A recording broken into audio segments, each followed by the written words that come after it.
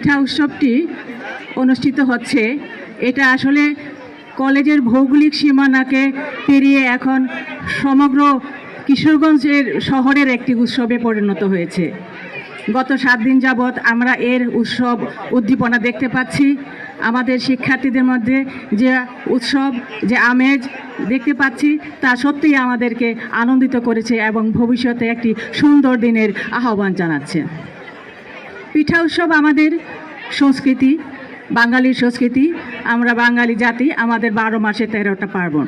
প্রতিটা সময়ে আমরা আমাদের উৎসবগুলিকে আমরা এভাবে উপভোগ করি এবং আমরা আমাদের সংস্কৃতিকে ধরে রাখতে চাই, লালন করতে চাই, পালন করতে চাই এবং নতুন প্রজন্মের কাছে সেটিকে ছড়িয়ে দিতে চাই। এই অনুষ্ঠানটা হতে যাচ্ছে, আমরা এবার 95টা প্লাস আইটেম রেখেছি। এর মধ্যে ইম্পোরিয়া যেগুলা গাজরের লাড্ডু, তারপরে কল পিঠা, পুডিং, পায়েস, পিঠা সব কিছুই আছে। আমরা খুবই আনন্দিত। আমরা আমাদের এই অনুষ্ঠানের মাধ্যমে আমরা আমাদের সৃজনশীলতাকে এখানে তুলে ধরতে পারি, তাই আমরা অনেক আনন্দিত এই অনুষ্ঠানটা নিয়ে।